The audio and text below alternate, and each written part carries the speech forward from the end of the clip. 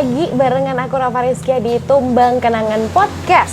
Kali ini pastinya Rova tidak sendirian ya. Kita bakal ngobrol-ngobrol seputar nih, bisa dilihat mungkin di bagian belakang ya. Keren banget. Sekarang Rova lagi ada di Ruang Buat. Mungkin teman-teman yang suka lewat di Kasongan nih ya. Lewat sini terus lihat tulisan Ruang Buat. Nah, sekarang Rova lagi ada di sini dan sudah bisa terlihat seperti apa kira-kira ya? Belum kebayang. Biar lebih kebayang kita langsung ngobrol aja sama Mbak Nina Wijaya. Halo Mbak Nina. Halo. Gimana kabarnya hari ini? Baik. Sehat Seneng, ya, seger. pastinya seneng ya. Nggak grogi kan Mbak? Sedikit. Iya, grogi tuh kalau diomongin tuh malah habis hilang Mbak. Oh iya, betul. Nah, kan tadi kan aku udah bilang kalau teman-teman yang lewat Kasongan nih pasti kelihatan ya Ruang Buat gitu kan. Sebenarnya apa sih kalau kebayang dari luar mungkin nggak, kalau belum masuk ya, apa sih Ruang Buat itu Iya, gitu kan? ruang buat apa? Kayak, ruang gitu ya buat kan? apa Ruang buat gitu, apa? kayak gantung gitu kan iya. kalau mungkin kalau orang lewat gitu. Nah, Iya. sebelum kita kenalan mungkin nih sama Ruang Buatnya, sebenarnya siapa sih yang berperan nih dalam pembuatan Ruang Buat ini? Pembuatan Ruang Buat. Pembuatan ruang buat. Oke. Pencetus. Jadi pencetusnya ruang buat ya. Pencetusnya ruang buat itu adalah saya Nina Wijaya, juga Sam Sambas. Sam-sambas. Ya, jadi kita berdua kita sebenarnya bukan dari Yogyakarta. Oke. Kita dari Jakarta, dan setelah berapa lama kita mulai coba untuk tinggal di Jogja. Oke. Gitu ya kan. Nah, setelah itu ada mimpi di mana pengen nih punya tempat yang orang bisa berkarya, orang bisa ketemu yang sependapat, seorang yang suka, yang punya jiwa seni, suka bikin-bikin gitu. Terus partnerku Sam juga dia sebenarnya tadinya orang media, terus orang film, terus dia jadi tukang kopi sekarang gitu ya kan, ngerosting sendiri. Jadi timbullah ceritanya, oke, Ruang Buat, di mana kita adalah sebuah studio kopi yang nyampur juga dengan studio workshop, di mana orang itu bisa datang ke sini menikmati kopi. Kalau misalnya mau belajar sesuatu, mau nge-workshop juga bisa. Jadi kita bisa menciptakan suasana workshop kopi yang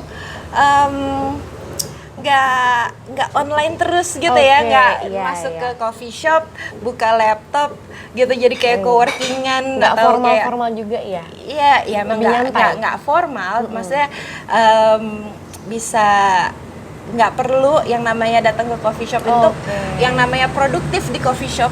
Bukan berarti itu harus laptopan gitu, tapi kita juga bisa produktif di coffee shop dengan melakukan hal-hal yang sifatnya lebih manual, misalnya kayak gitu ya kan, bikin manual tapi tetap produktif, kayak gitu. Jadi kita mau kasih alternatif yang kayak gitu. Jadi iya, dari seseorang yang backgroundnya lebih banyak manual work, bikin-bikin, digabung sama seseorang yang backgroundnya juga kayak punya ide-ide kreatif, juga kopi, jadilah Ruang Buat ini. Oke, jadi itu awalnya ya, akhirnya pengen bikin Ruang Buat ini nih. Terus abis itu setelah tahu nih, oke, kita mau bikin pertama coffee shop dulu berarti ya? Kepikirnya ya, ini kan ada coffee shopnya juga plus ini, terus akhirnya apa aja yang ada di dalamnya sini, itu gimana sih cara menemukannya orang-orang kayak gitu, orang-orang yang akhirnya bisa ikut sharing di sini kayak gitu, gimana sih Mbak? Iya. Jadi memang kayak kita itu emang tempat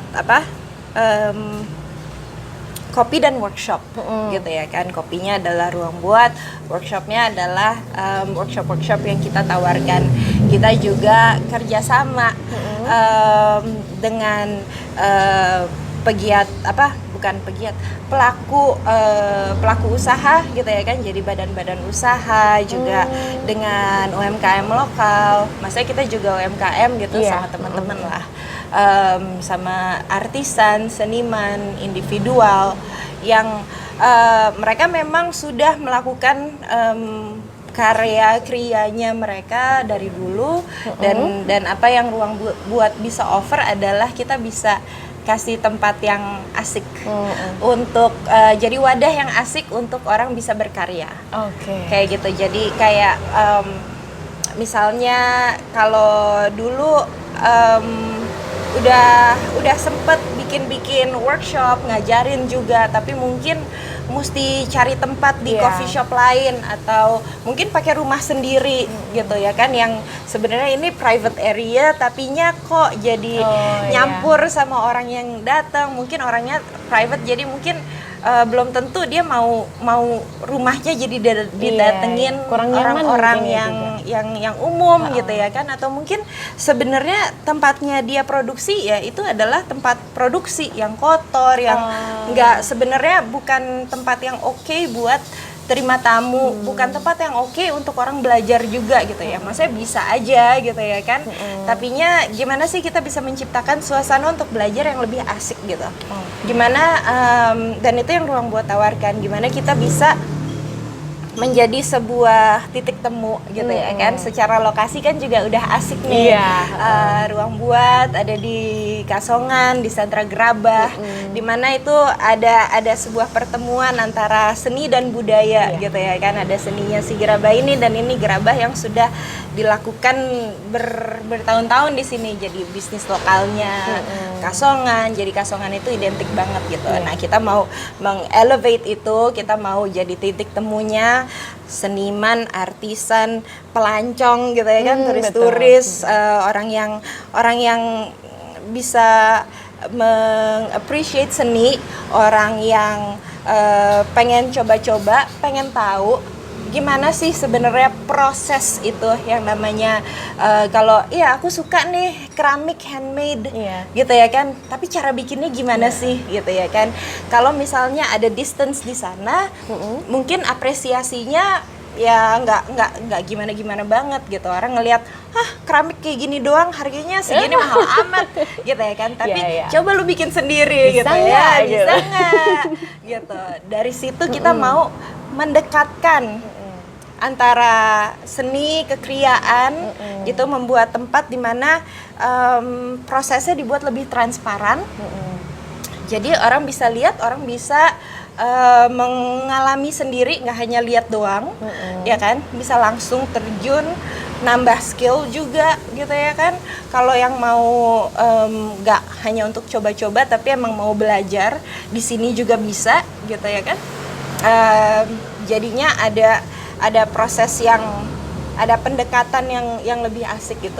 Jadi dengan pendekatan ini apresiasinya akan bertambah gitu ya kan. Jadi orang nggak hanya beli aja atau meremehkan mungkin atau ya semoga nggak diremehkan gitu ya kan. Tapi bukan hanya sekedar oh ya ini handmade, tapi nggak tahu sebenarnya handmade-nya itu apa sih, bagaimana sih begitu. Ya. Terus itu kan tadi udah dibocorin tuh ada satu kelas tadi ya soal apa tadi kriya itu ya mungkin ya. Sebenarnya apa aja sih kelas yang ada di sini, mungkin pengen tahu juga nih ada apa aja. Jadi kita sekarang udah ada beberapa workshops yang kita tawarkan. Itu awalnya dari pas baru buka itu adalah keramik dan sabun. Jadi kita kolaborasi dengan kolektif lokal yang namanya Lukita Ceramic Studio. Jadi di sini mereka bisa punya workshop untuk workshop space buat teman-teman yang mau belajar keramik gitu. Mereka bisa mendisplay produk-produk dengan lebih baik juga gitu ya kan. Dan kita sama Lukita juga kita ngedevelop kelas-kelas apa sih yang bisa ditawarkan, pengembangan kelas-kelas apa aja sih yang orang tuh bisa belajar apa aja kayak gitu. Sama sabun juga, jadi Artesana. Kebetulan Artesana itu saya yang bangun dari sekitar 2017.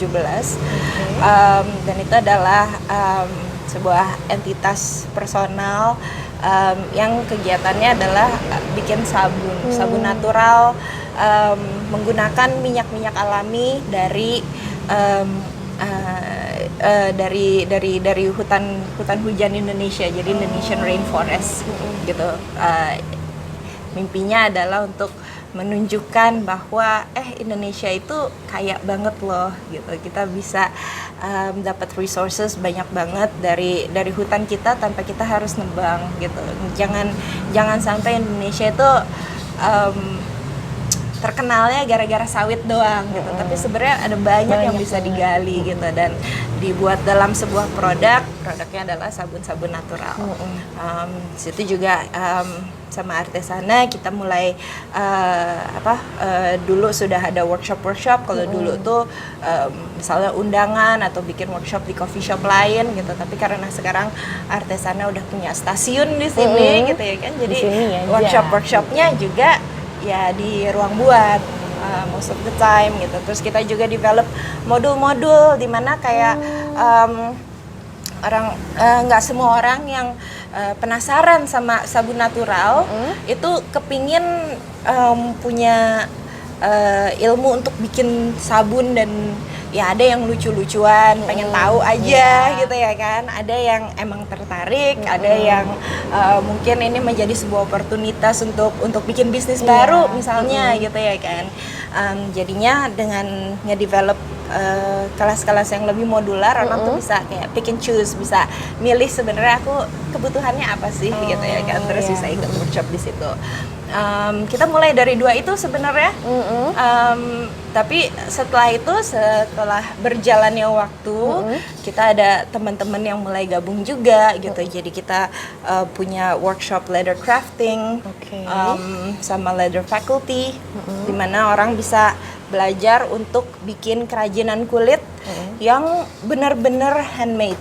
Dari motongnya, dari ngebolonginnya, dari ngejahitnya, itu semua manual work, nggak ada yang pakai mesin sama sekali. Jadi benar-benar itu ini gue yang bikin nih gitu ya kan, dan nggak dari kerajinan kayak gitu dibikin accessible gitu ya kan. Orang nggak mikir bisa bikin dompet dalam 4 jam yang bikinin gue sendiri gitu, dan bisa ngebayangin bangganya itu kayak gimana, ini gue yang bikin nih gitu ya kan, walaupun kayak jahitannya mungkin nanti melenceng dikit, tapi ini gue bikin nih gitu ya kan, lama nih bikinnya gitu. Ada kulit, lalu ada lukis juga, jadi kita kolaborasi sama Tepi Kota untuk bikin kelas-kelas lukis di kanvas, di kertas. Itu dari nol? Dari nol nggak apa-apa gitu? Iya, ini semua untuk pemula. Untuk orang-orang yang ngerasa aduh tapi gue nggak bisa ngelukis gitu, bisa kok. Gitu. Ini caranya. Tadi masih mikir, gitu ya kan, orang kayak bikin dompet gitu, tapi gue nggak bisa gitu, karena kita itu di mana kekuatan kita adalah gimana kita meng-approach sebuah seni gitu ya. Of course yang namanya ketukangan ya, yang namanya artisan gitu ya kan, itu adalah memang journey yang tahunan, bisa seumur hidup. Kalau ngelihat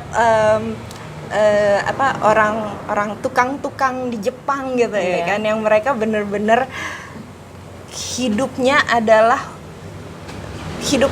craftnya dia gitu ya kan, orang yang bikin yang ngejahit, yang bikin pottery, yang bikin itu benar-benar mereka menjadi ahlinya banget, sangat skillful di satu bidang gitu. Nah, jelas of course kamu nggak akan bisa tiba-tiba menjadi master di sebuah bidang dengan cara ikut workshop yang hanya 2 jam, 3 jam gitu. Tapi dengan kita memberikan sebuah pengalaman yang imersif gitu ya kan, ini langsung dicemplungin gitu, langsung nyobain gitu.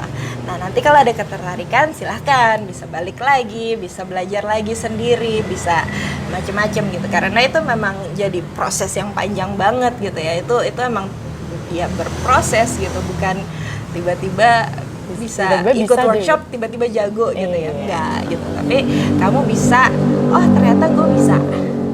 Oh ternyata oh ternyata gampang ya, oh ternyata susah banget ya gitu. Tapi kalau susah tapi ini menarik nih, mungkin mau nyobain lagi, bikin lagi, ada ketertarikan di situ gitu ya kan, atau apresiasi yang bertambah juga, misalnya cuman piring doang gitu. Jadi ya lebih kan, menghargai kalau pecah ya udah tinggal beli lagi gitu. Tapi kalau ini piring gue yang bikin, gitu jaga ya. banget begini. Jaga. Yang namanya seni itu nggak harus selalu sesuatu yang dipajang di meja, dipajang di tembok, yang nggak util gitu ya, nggak terpakai. Tapi seni itu bisa fungsional, seni itu bisa menjadi bagian dari hidup kita masing-masing sehari-hari gitu. Itu pendekatan yang kita lakukan juga di sini. Oke. Kayak Terus gitu. kalau untuk kelas-kelasnya itu apakah sekali? Kan tadi kan mungkin sekali berapa jam jadi, atau mungkin ada yang kayak 5 kali atau 3 kali baru selesai, itu gimana ya?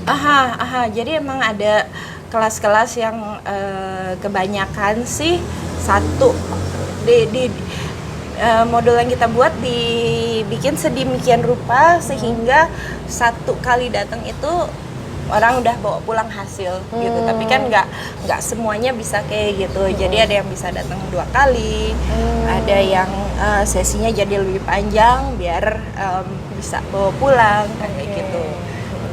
Contohnya kalau keramik itu emang mesti ada fase pembakaran.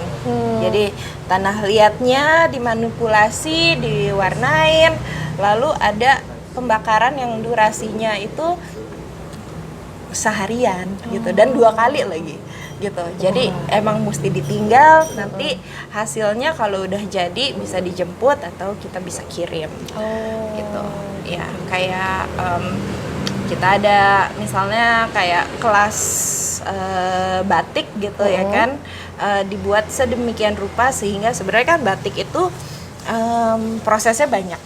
Batik itu ada nyantingnya, lalu ada pewarnaannya, lalu habis diwarna berapa kali gitu, terus baru dilorot, dihilangkan malamnya kayak gitu, terus baru jadi itu batik gitu. Cuman bagaimana kita mempersingkat step-stepnya, jadi orang tetap bukannya kayak instan banget, tetap tahu prosesnya, tetap ngerti prosesnya, tetap ikut involve di dalam prosesnya, tapi ada bagian-bagian yang dipercepat gitu.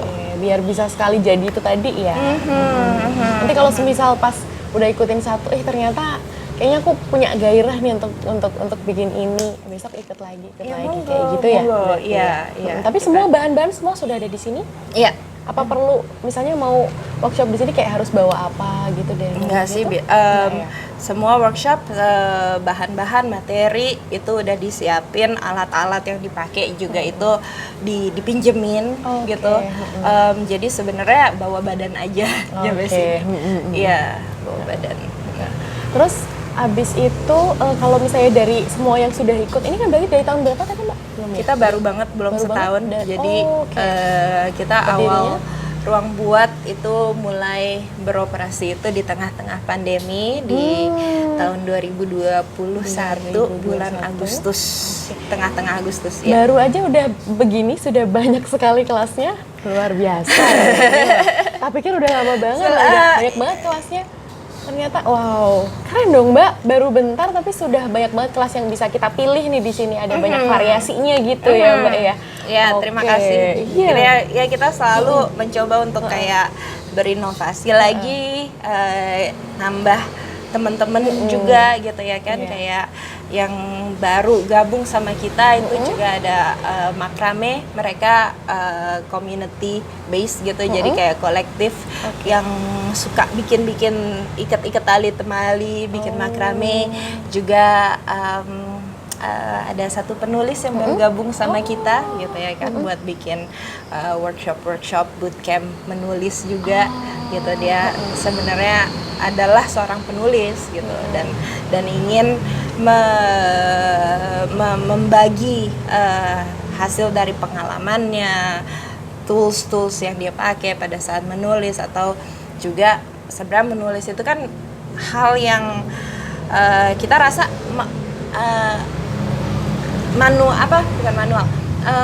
yang biasa banget gitu ya, kayak bernafas gitu. Oh iya. Ya kan, ya menulis aja gitu. Tapi sebenarnya tahu nggak sih, kamu kalau menulis itu, kalau mengungkapkan sebuah ide yang abstrak, itu cara menulisnya gimana? Bagaimana kamu harus punya pembukaan dan penutupnya? Bagaimana kamu mengembangkan sebuah ide? Atau kalau misalnya kamu ya sekarang zaman Instagram bikin konten gitu, bikin konten tuh gimana sih yang asik gitu ya kan? Atau kalau kamu jualan produk gitu, masarinnya gimana? Gimana sih cara menulis bercerita tentang produkmu ini gitu, yang di luar sekedar ukuran segini harganya segitu gitu ya kan, bahannya apa gitu, tapi ada ceritanya di situ. Atau kamu punya mimpi, aku kepengen one day bikin buku cerita anak-anak atau bikin novel, mulainya dari mana, bagaimana cara mengembangkan ide. Jadi itu yang sama Mbak Hayu, namanya Hayu Hamemayu,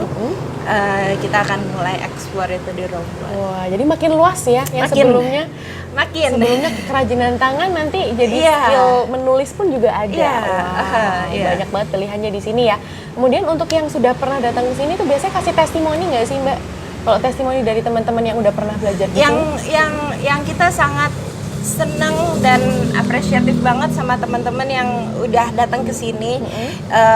Ya ada yang kayak tulis review di Google gitu ya kan, ada juga yang terus mereka posting di Instagram, kita bisa ikut menyebarkan juga. Tapi yang paling menjadi indikator orang senang datang ke sini itu adalah pada saat ada orang lain datang, oh aku temennya si ini. Oh iya. Gitu ya kan. Jadi iya, temanku dulu datang ke sini, terus dia ikutan kelas atau datang ngobrol tiba-tiba jadi ngobrol kopi sama ownernya, terus jadi balik-balik terus aku jadi disuruh ke sini gitu. Penasaran. Jadi ngajakin temen ya. Iya, jadi hal-hal yang kayak gitu buat aku pribadi itu yang paling rewarding, karena kayak walaupun ya semuanya itu diapresiasikan gitu ya kan, orang capek-capek bikin konten gitu, tapi pada saat dia ngomong langsung, ngerekomendasiin langsung ke temen-temennya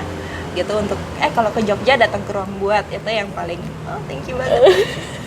Seneng banget itu ya. Terus kalau dia misalnya yang tadi misalnya baru belajar sekali, dia dari nol banget nih, tiba-tiba pengen coba bikin keramik nih atau apa di sini sekali, terus semisal dia balik lagi gitu, juga banyak Mbak yang kayak gitu. Itu biasanya dia apa tuh alasannya? Apakah dia jadi merasa ternyata sulit banget atau justru mudah banget gitu Mbak? Mungkin boleh di-share. Mungkin ada, setiap orang pasti experience-nya beda-beda. Ada experience yang bikin penasarannya, kemarin bikinin kayak yang biasa terjadi adalah orang nggak tahu kan, dari nol gitu, terus belajar. Kita ambil contoh keramik gitu, terus ceritanya dia orang Jakarta yang biasanya kantoran gitu ya kan, yang komputeran terus, nggak pernah bikin sesuatu pakai tangannya, itu tuh nggak pernah. Terus dikasih keramik 1 kilo, dia bisa berkarya gitu. Wow, ternyata gue bisa bikin ini gitu. Tapi mungkin pas pertama kali melakukan, dia nggak tahu mau bikin apa, nggak tahu. Ya udah deh, ini bisa bikin cangkir. Oke, ya udah, gimana caranya bikin cangkir gitu ya kan.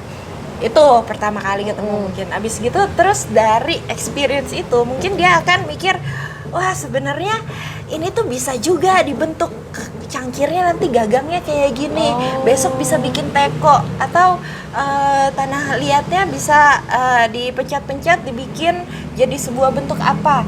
Itu kan ide-ide yang mulai terbuka pada saat orang itu keluar dari comfort zone ya. Kalau comfort zone-nya dia adalah office work yang benar-benar baku banget gitu ya kan, terus dia terjun ke sesuatu yang kayak ya lo kreasi aja gitu.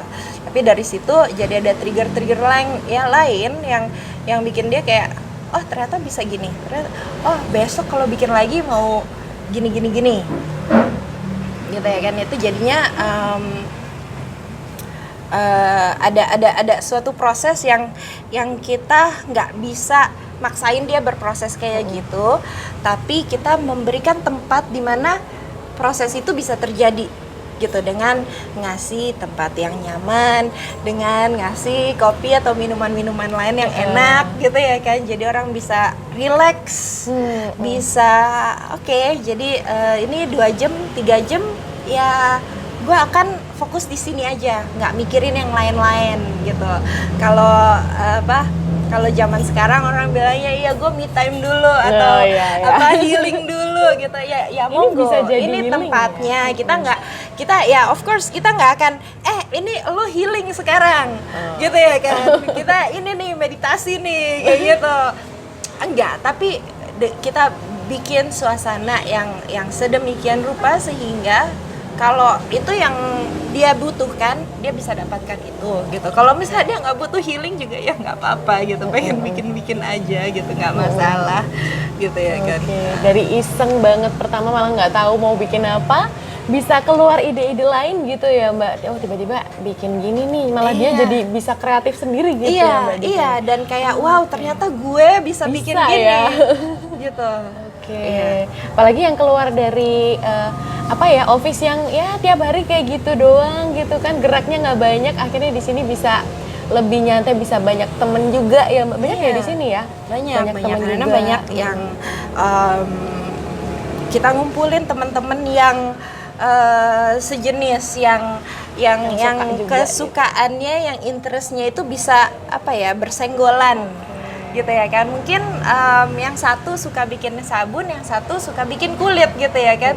Tapi ya itu dua-duanya membuat sesuatu dengan tangan gitu.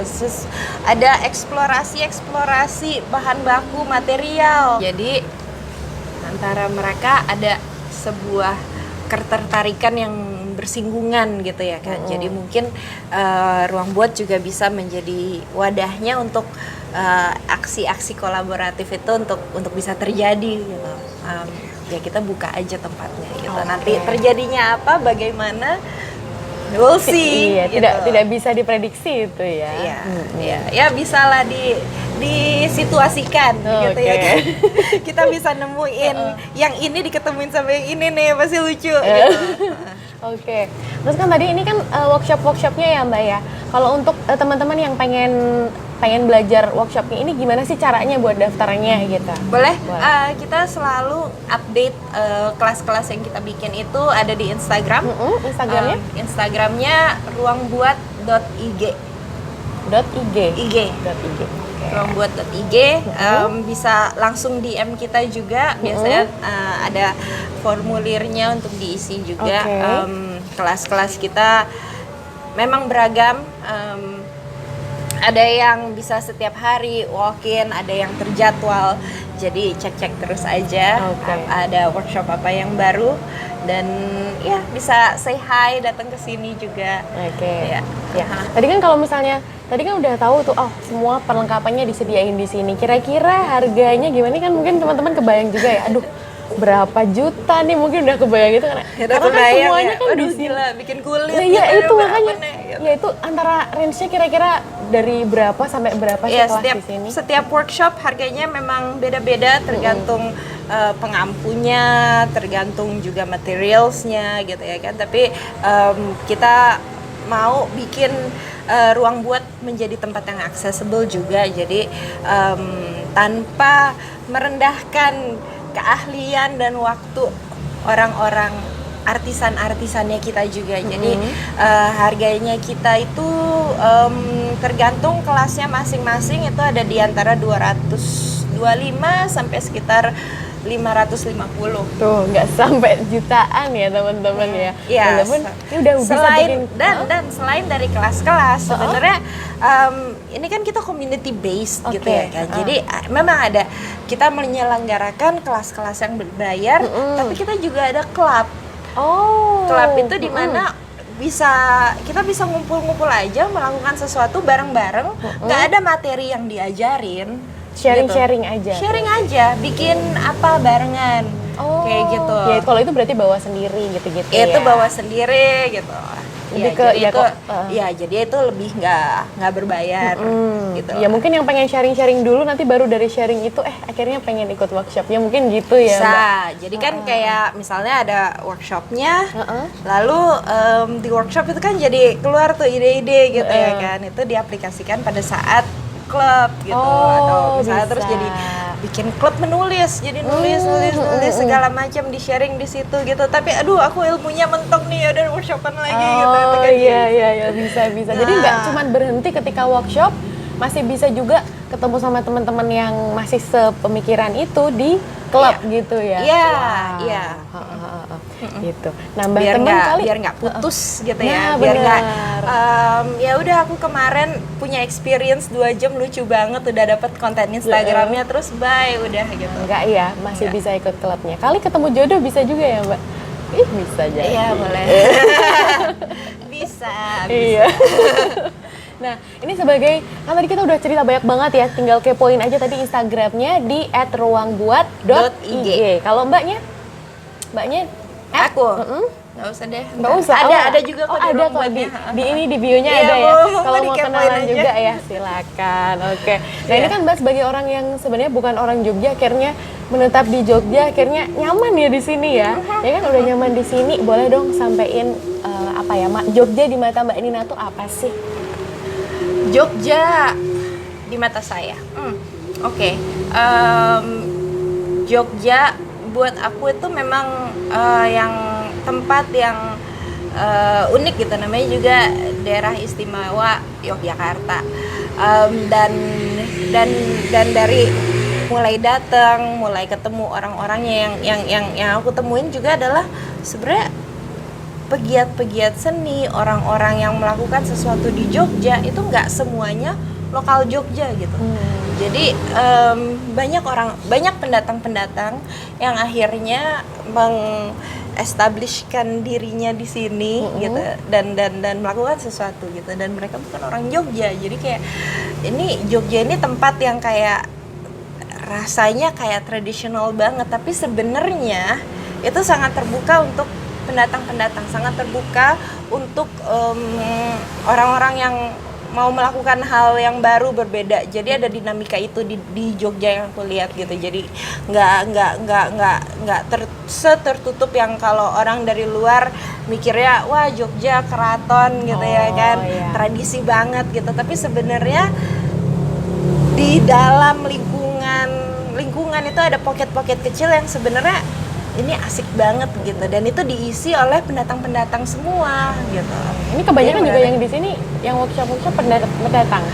Dua-duanya. Dua-duanya. Ada yang pendatang, ada yang memang orang Jogja gitu, tapi ya kita sama-sama berbaur gitu ya. Jadi terbuka banget nih buat teman-teman juga yang bukan orang Jogja, ataupun nggak ada bukan orang Jogja ya. Semuanya di sini jadi satu, bisa belajar workshop, bisa masuk klub juga yang sama-sama bisa belajar sama seniman juga yang sudah sudah melalang buana ya sebelumnya gitu. Jadi pokoknya terbuka banget lah, nggak usah merasa gimana walaupun dari nol banget baru mau belajar it's okay, langsung aja bisa ke Ruang Buat ya. Sini semuanya juga orangnya ramah-ramah banget, cozy banget, mau buat sambil ngerjain tugas, mau sambil guling-guling di sini bisa ya, Mbak? Iya. Gitu. No pressure kok, mau ngopi aja dan mau buka laptop di sini juga nggak apa-apa. Nggak apa-apa ya, nggak apa-apa. Iya. Nggak apa-apa. Nggak bakalan di judgement. Paling agak diliriki senyum-senyum ya. Ngobrol aja mas gitu, tapi nggak apa-apa, nggak masalah. Mau jadi apa aja di sini bisa gitu ya. Oke, terima kasih sekali lagi, hari ini ngobrolnya seru banget. Dari yang pertamanya udah kebayang, aduh mahal banget, aduh gimana nih, ternyata enggak ya. Ternyata nggak mahal juga, terus juga nggak usah harus yang kita udah bisa duluan, terus baru cobain di sini, enggak, dari nol juga bisa nih teman-teman. Luar biasa banget. Emang ya kalau misalnya udah nontonin Tumbang Kenangan, dengerin Tumbang Kenangan ini luar biasa, bisa dapat satu ilmu baru juga hari ini, satu ilmu baru juga seputar dunia perhandmadean gitu. Langsung bisa kepoin di Instagramnya. Saya Rova Rizkia juga mohon pamit dan terima kasih sekali lagi untuk Mbak Nina. Sampai ketemu lagi. Saya boleh main-main sini juga ya? Boleh dong. Saya pamit dulu, jangan lupa jangan lupa tontonin terus, dengerin terus Tumbang Kenangan. Cukup kenanganmu saja yang tumbang, masa depan kita jangan.